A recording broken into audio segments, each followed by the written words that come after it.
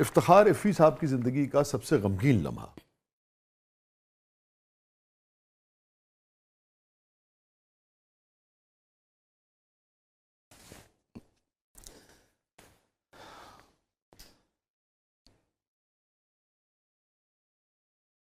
2004 था, 7 सितंबर। मैं नाश्ता कर रहा था ऑफिस जाने से पहले, तो खबर चली कि इशफाक साहब। मैं मोटरसाइकिल पे निकला दास्तान सराय जाने के लिए। इरादा था कि बाबा जी को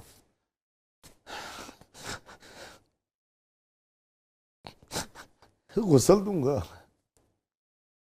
जब मैं निकला तो गुर्बत का दौर था। मोटरसाइकिल पे तो 7 तारीख थी, तनख्वाह नहीं आई थी, तो उस दिन तनख्वाह मिलनी थी। तो मुझे शेख ने रोका, उसने दुकानदार ने, उसने कहा जी आज के बाद उधार नहीं दूंगा, पहले पैसे दो। मैं कहा शेख साहब इशफाक साहब की डेथ हो गई। कहना वो कौन है? खैर वो, मैंने कहा अच्छा मैं कुछ करता हूँ। थोड़ा सा आगे गया, दूध वाला मिल गया। उन्होंने कहा भाजी वेखो 7 तारीख हो गई है, तुम हमेशा बिल लेट कर दें, तो पिछले महीने तो भी नहीं है।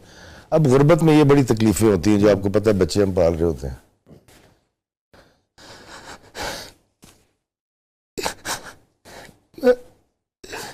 गुस्ल देना चाहता था उनको, लेकिन मुझे पहले बैंक जाना पड़ा।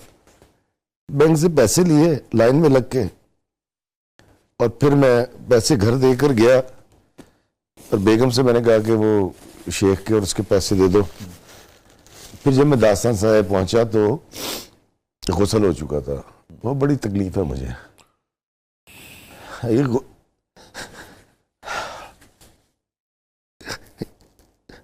ये मजबूरी और गुर्बत बड़ी कुत्ती चीज होती है। मैंने इससे कभी भी कोई मांगे मेरे पास हो, मैं कभी इनकार नहीं करता, मैं कभी वापस नहीं मांगता। अल्लाह की पनाह मांगी, और खुदा की कसम मैं उसकी आंखों में कभी नहीं देखता। मेरी बीवी कई दफा इस पर नाराज होती है, मुझे कहती है कि इतने पैसे पड़े थे। मैंने कहता यार 35 चाहिए था, हमें 70 चाहिए था, तो हमारा तो मसला नहीं है, लो उसका इसका हो जाए।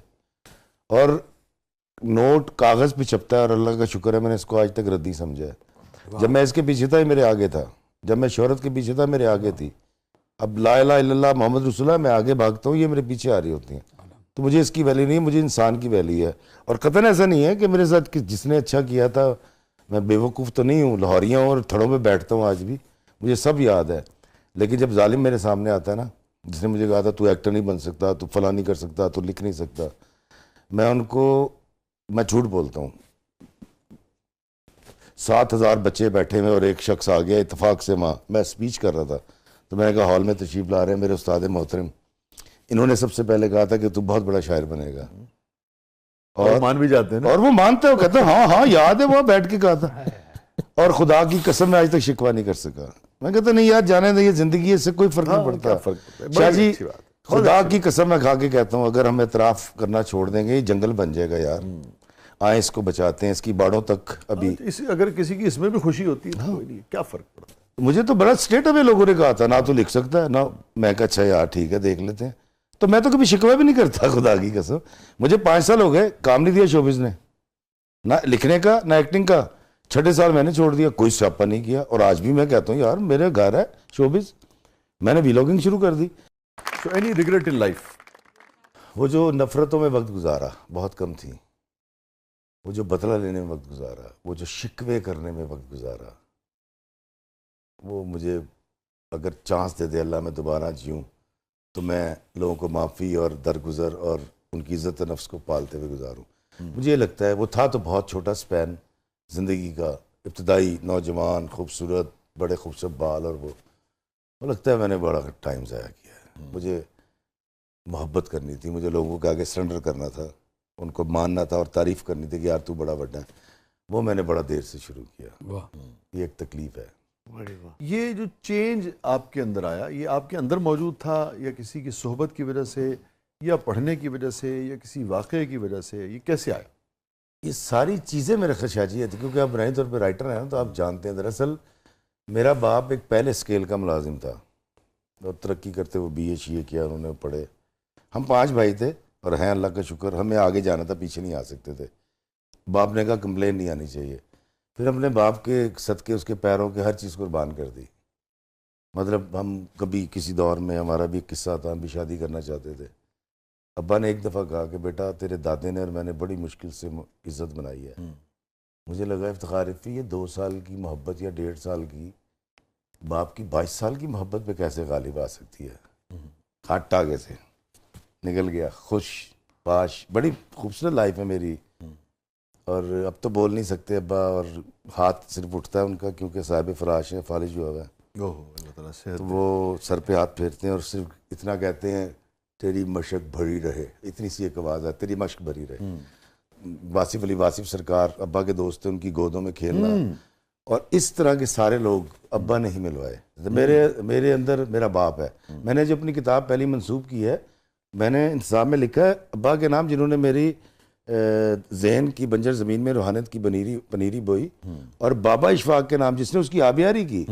तो मेरे और आप जितने सुन रहे हैं, मैं सबको कहता हूँ, आपके अंदर कोई उस्ताद पनीरी नहीं बोता, पनीरी तो आपके माँ बाप होते हैं, और हमेशा हम उनको भूल जाते हैं यार, वो आपको आशना कर रहे होते हैं।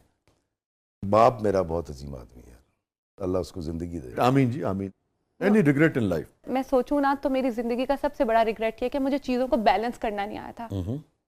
अगर मैं लाइफ में एक चीज़ कर रही हूँ ना, मैं बहुत ज़्यादा कर रही हूँ, इतनी ज़्यादा कर रही हूँ कि इवेंचुअली वो चीज़ मुझे नुकसान पहुंचाना शुरू होगी। तो अगर मैं कोई किसी को मशवरा भी दूँ ना, तो मैं कहती हूँ लाइफ में चीज़ों को बैलेंस करना सीखें, चाहे फिर वो काम है। एक्सट्रीमिस्ट हैं आप? मैं एक बहुत एक्सट्रीमिस्ट हूँ। हैप्पीएस्ट मोमेंट, जिस लम्हे ने इफ्तिखार रफ़ी को सबसे ज़्यादा खुशी दी हो ज़िंदगी में?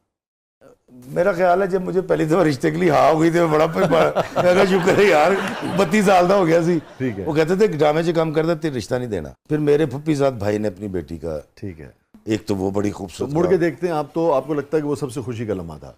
एक वो, फिर और आज भी लगता है? हाँ हाँ, या उस वक्त था? मैं अपनी बीवी का आशिक हूँ जी। वाह, मुझे मेरी बीवी के अलावा पूरी दुनिया में कुछ नजर ही नहीं आता। ये बात हम दोनों में मुश्तरक है सर, बड़ा जरूरी है। शाहजी खुदा की कसम, देखे किसी की बेटी आपके घर में आई हुई है, जी जी जी। मैं इस कदर दीवाना हूँ, मैं आपको बता नहीं सकता कि मुझे किसी ने यूरोप में घूम रहा था तो उसने मुझे कहा कि इफ्तिखार साहब, मैं तो इस कदर दीवाना हूँ कि मुझे वो पिंजरे में बंद कर देती है मोहब्बत के। मैं भी उसी पिंजरे में गया था शाहजी, यूरोप में था। मुझे एक दोस्त ने कहा, उन्होंने कहा इफ्तिखार साहब कभी आपने कोई ऐसी फरमाइश नहीं की कि कहीं चलें ये वो। मैंने कहा यार दरअसल मुझे अपनी बीवी से बहुत मोहब्बत है, और उसकी मोहब्बत का स्पैन जो है वो बड़ा है, और ये सारा यूरोप बहुत छोटा है। तो मुझे वो उसी की मोहब्बत, मैं जितने गीत है ना जो मैं आपके भी सुनता हूँ, आपकी शायरी मैं अपनी बीवी के लिए सुनता हूँ। मेरा कौन सा महबूब है मेरी बीवी के अलावा? वही महबूब है, वही है। अच्छी बात है जी। लेकिन ये अच्छी बात, आप इन जैसे मर्दों के यकीनन हक नहीं है ना। आप अपनी बीवी के लिए सुनते हैं, वो अपनी बीवी के लिए लिखते हैं।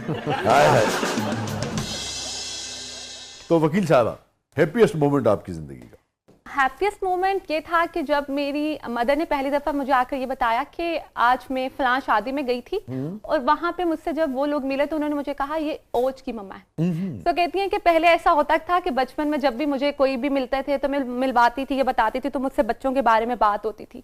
तो पहली दफ़ा ऐसा मोमेंट हुआ कि वहाँ पे जब मैं किसी से मिली तो उन्होंने मुझे ये कहा कि ये ओज की मदर है। तो कहती हैं कि मुझे बहुत खुशी हुई कि मुझे अब लोग आपकी वजह से इंट्रोड्यूस करवाते हैं लोगों से।